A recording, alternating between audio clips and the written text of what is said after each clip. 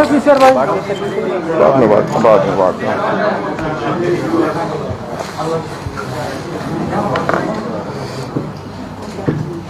सबसे पहले तो मैं आप लोगों को नया साल की मुबारकबाद देता हूँ। इतना गैदरिंग पहला बार देखें बहुत दिन के बाद। फ्रेंड्स, जैसा कि हम सब जानते हैं कि 7 तारीख को जो एक दुखदपूर्ण घटना घटी है जिसमें पंजाब के 2 मजदूर मारे गए, उस केस को श्रीनगर पुलिस ने बहुत प्रोफेशनल ढंग से सॉल्व कर लिया है। और उसमें जो आदिल मंजूर श्रीनगर का ही है, जालनगर का है, जो इन्वॉल्व था, मेन एक्टिव था, जिसने फायर किया है, जिसको पाकिस्तान के हैंडलर ने ऑनलाइन सोशल मीडिया के थ्रू एक्टिवेट किया, मोटिवेट करके उसको श्रीनगर पुलिस ने गिरफ्तार कर लिया है। और वेपन ऑफ ऑफेंस जो है ये रिकवरी हो गया है। डीआईजी सेंट्रल कश्मीर ने एक एसआईटी गठित की है जो तफ्तीश को प्रोफेशनल ढंग से किया जा रहा है। इसमें मैं आईजी साहब से रिक्वेस्ट करता हूँ कि डिटेल में आपको पढ़ के सुनाएंगे। मैं हिंदी में ही बोल दूंगा आपको। जैसा कि आप जानते हैं, गुज़िश्ता 7 फरवरी को एक दर्दनाक हादसा पेशरफ्त हुआ था, जिसके तहत एक शाला कदल शहीदगंज इलाके में 2 पंजाब के जो बाशिंदगान हैं, अमृतपाल और रोहित मासी, उन पे एक टेरर अटैक हुआ था और दोनों जो हैं उसमें फोत हो गए थे। वो दे सकम टू द इंजरीज। इसमें कहने की बात यह है कि अमृतपाल और रोहित यहाँ पे एक कारपेंटर और वुडवर्क के काम से वाबस्ता थे और अपने घर से उसी दिन अपने यहाँ पे जो उनका डेरा था शहीदगंज में, उसकी ओर वापस आ रहे थे। तो इसी सिलसिले में FIR number 8/2024 police station Shahidganj में दर्ज हुआ, जेरे दफा 302, 307 और relevant section of UAPA act में। और इसके बाद ये दोनों जो है श्रीनगर पुलिस ने काफ़ी मुस्तैदी से और प्रोफेशनल तरीके से इसमें एक टीम का गठन किया गया।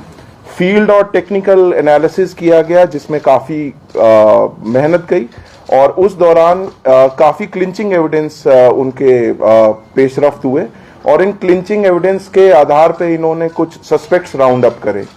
इसी असना में जो मेन कल्प्रिट है इसमें जो इन्वॉल्व है, जिसका नाम है आदिल मंजूर लंगू, जो कि जालनगर श्रीनगर का ही रहने वाला है, उसका रोल उजागर हुआ और क्लिंचिंग एविडेंस के आधार पे उसको अरेस्ट किया गया। इसमें जो है ये मेन सस्पेक्ट जो था, जो कि मेन एक्यूज बना बाद में, उसने कॉन्स्पिरेसी करी। He was in contact with his handler across in Pakistan and he has impressed upon him to do some terror attack here in Srinagar. A weapon of offense was also provided by him to this fellow, who later on conducted this terror attack on 7th of February. During course of investigation, जो weapon of offense है that has been recovered now, और इसमें DIG central Kashmir ने एक SP south की क़यादत में एक special investigation team का गठन किया गया है और वो इस इन्वेस्टिगेशन को मुस्तैदी से अंजाम ला रही है और हमें आशा है कि इसमें शीघ्र जल्द से जल्द इसको केस को चार्जशीट करेंगे for the judicial determination. Thank you.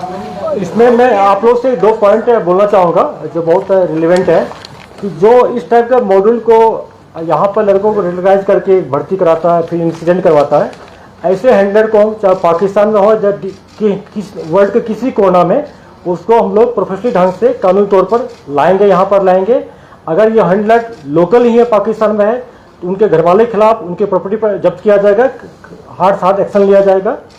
दूसरी पॉइंट है जो मैं यहाँ के आवाम से, खास करके पेरेंट्स से अपील करता हूँ और टीचर कम्युनिटी से अपील करता हूँ कि आपके अगर कोई ऐसे लड़के लगते हैं कम एज वाले जो सोशल मीडिया के थ्रू रेडिकलाइज हो रहा है, उनका बिहेवियर पैटर्न में कोई चेंज हो रहा है, गलत टाइम पर ऑफ टाइम पर जाकर दोस्तों से मिलता है, तो पुलिस को बताएं और अपना भी ख्याल रखें। क्योंकि इस टाइप का जो हैवी टेररिस्ट होता है, रेडिकलाइज होता है, घर वाले को पता नहीं चलता है, टीचर को पता नहीं चलता है और बाद में जाकर इंसिडेंट करता है।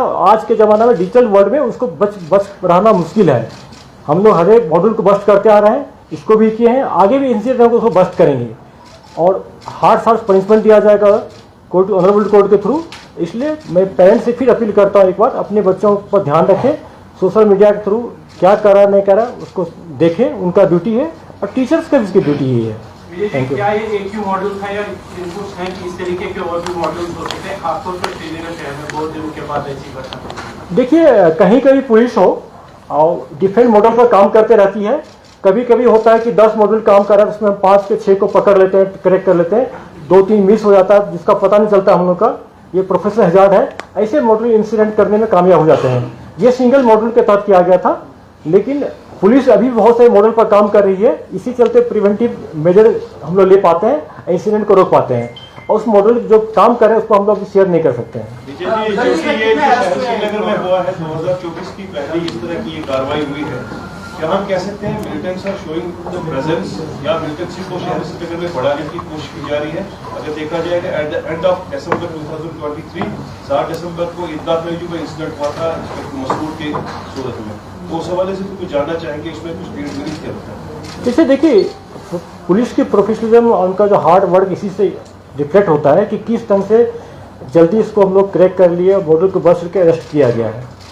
मैंने आपको पहले भी कह चुका हूँ कि अगर कहीं पर डिफरेंट मॉडल काम करता है तो पुलिस बहुत को रोक पाते हैं, बहुत को पकड़ पाते हैं, 1-2 स्लिप हो जाता है। ये प्रोफेशनल हजार्ड है, वही मॉडल वाला इंसिडेंट करने में कामयाब हो जाते हैं। इसमें भी यही हुआ है, लेकिन फिर भी आप देखिए कि कितना अच्छा इसको जल्दी टाइम पर इसको सॉल्व किया गया है। जहाँ तक प्रीवियस इंसिडेंट हुआ था जिसमें हमारे एक पुलिस शहीद हो गए थे बिमना साइड में, उसको श्रीनगर पुलिस ने बहुत ढंग से प्रोफेशनल ढंग से क्रैक करके अरेस्ट कर लिया, सॉल्व कर लिया। हमारे शहीद मसूर साहब वाला केस अभी जेल 35 है, एनआई को दिया गया है। उसमें पुलिस भी बहुत उसको सपोर्ट करे, एनआई को पुलिस एनआई मिलकर उसमें हम लोग बहुत सारे लीड मिला है। काम अभी शेयर नहीं कर पाएंगे, जब उसको सॉल्व कर लेंगे फिर आपसे शेयर किया जाएगा। और जहाँ तक आपने बोला कि जो सही बात है, श्रीनगर सिटी में एक मोमिन एक लोकल टेररिस्ट बच गया है और यहाँ पर खात्मा हो गया, सारे मॉड्यूल का हो गया। लेकिन फिर भी जो इस टाइप का जो मॉड्यूल है, मॉड्यूल बेस्ड जो टेररिस्ट से इंसिडेंट करवाते हैं पाकिस्तान बेस्ड हैंडलर, उसका उनका तो रहेगा यहाँ पर हम लोग का। लेकिन इसीलिए हम लोग बार बार उस पर काम दिन रात काम कर रहे हैं। इसमें हम लोग एजेंसी जो है, जो हमारे सिस्टर एजेंसी, उनसे भी हेल्प लेते हैं हम लोग। CID हो, चाहे भी हो, चाहे W, उनसे भी हेल्प लेते हैं। सारे मिलके इस पर हम लोग लगे हैं। जैसे आदिल साहब ने बता दिया कि आदिल मंजूर एक अरेस्ट हुआ है। बिल्कुल, हम लोग बहुत सारे सस्पेक्ट को उठाए थे, उसको जब तफ्तीश किया गया तो इसमें मैंने क्यों यही पकड़ा गया। ये जो आदिल मंजूर है, इसके पास जो वेपन ऑफ ऑफेंस था, उसके बारे में और जो इसका इलेक्ट्रॉनिक आलात जो इसके पास गैजेट्स थे, उसमें से क्या रिकवर, उसके बारे में कुछ बता सकते हैं? देखिए, जैसा आप जानते हैं डिजिटल डिवाइस को हम लोग फोरेंसिक लैब में भेजते हैं, जब वहाँ से डाटा आएगा तब शेयर करेंगे। तफ्तीश मीटर नहीं कर सकते हैं।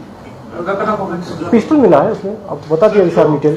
सर, जो पाकिस्तान में अभी हो रहा है इंटरनल, वहाँ काफी कुछ हो रहा है, हमने देखा है उसका असर हमेशा कश्मीर में होता है टेंशन डाइवर्ट करने के लिए। आपको लगता है कि ऐसे कोई इनपुट्स हैं कि यहाँ पे जो है थोड़ा सा गर्म करें हालात, या आपने स्लीपर सेल्स एक्टिवेट करके टेंशन डाइवर्ट हो, ऐसा कुछ हो सकता है? इसलिए 1-to-1 शेयर करेंगे, पब्लिक डोमेन में शेयर करना ठीक नहीं है। इसकी क्या फाइंडिंग्स है? उसमें भी पुलिस कॉप को टारगेट किया, बिमना में पुलिस कॉप को टारगेट किया गया। जो इस तरह के मॉड्यूल्स है, आना और फिर रीसरफेस होना 30 और 45 दिन के बीच में, इस तरह के मॉड्यूल्स को, इस तरह से जो रीसरफेसिंग हो रही है टेररिस्ट की, क्योंकि पिछले 5-6 महीनों में हमने किसी जगह कोई बड़ा इनकाउंटर देखने को, श्रीनगर में 2 साल से कोई इनकाउंटर नहीं हुआ, बट हिट एंड रन जो केसेस है वो 5-6 आगे है श्रीनगर सिटी में। देखिए, एक सच्चाई है जो हम सबको एक्सपेक्ट करना पड़ेगा। 2020 में 1 महीना में सिर्फ 48 टेररिस्ट मारा गया था। आप लोग दिन रात जगह रहते थे पूरा, उस टाइम नंबर बहुत था। अभी पूरी कश्मीर में टोटल आपको 25 लोकल टेररिस्ट बच गया है और 25 से 30 FT है टेररिस्ट। जो भी है भी तो हाई रिजेज पर बैठे तो भाग गया। तो टेररिस्ट का नंबर बहुत ड्रास्टिक कम हो गया, तो इनकाउंटर भी कम हो गया। फिर भी इनकाउंटर्स हुए हैं। लास्ट देखे आपकी कुलगाम डिस्ट्रिक्ट में एक जगह ही 5 टेररिस्ट मारे गए थे। और अभी हम लोग ह्यूमन नीड पर बहुत फोकस कर रहे हैं। पुलिस सारे डिस्ट्रिक्ट SP लगे हुए हैं, कार्गो भी लगा हुआ है। ऑपरेशन आने वाले दिन में अच्छे ऑपरेशन पाइपलाइन में होंगे। ऑपरेशन सर, इस केस में जो अभी तक आपसे सुना सोशल मीडिया का रोल है, what's being done to distract the social media और उसका यूज और उसका इन्फ्लुएंस, उस पर प्लीज क्या?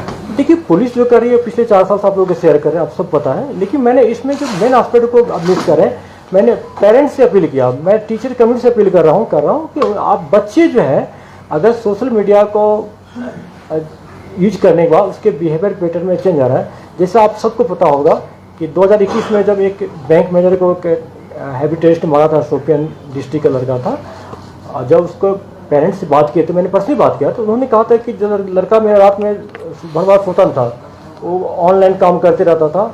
तो इस टाइप के अगर बिहेवियर पैटर्न में चेंज है तो पेरेंट्स को थोड़ा अलर्ट होना चाहिए, वो खुद बात कर रहे हैं या पुलिस का मदद ले।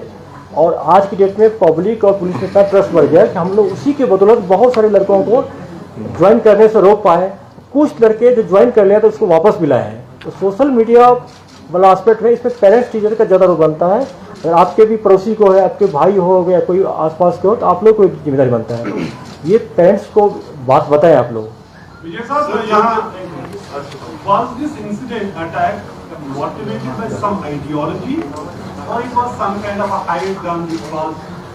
देखिए, जो आदिल मंजूर का जब हम लोग बैकग्राउंड खंगाले पूरा उसको देखें तो कोई पिछला बैकग्राउंड नहीं है, इसकी फैमिली में किसी का नहीं है। तो सोशल मीडिया के ये थ्रू ये मोटिवेट हुआ, रेडिकलाइज हुआ है, बाकी से हैंडलर ने किया है।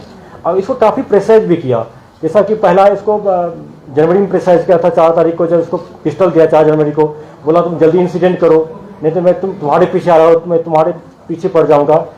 जहाँ तक कि जो ये जाता था मॉस्क में नमाज पढ़ने के लिए, अलहदी सेक्ट के तरह उनका झुकाव था उनका।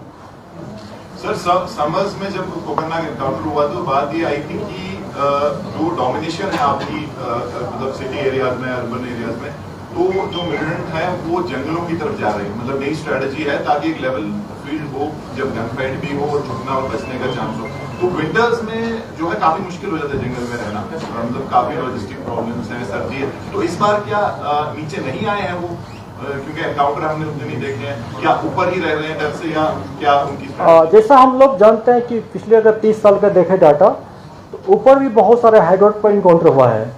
तो कुछ तो हाइड्रोट में होंगे जिसका हमें खबर नहीं है।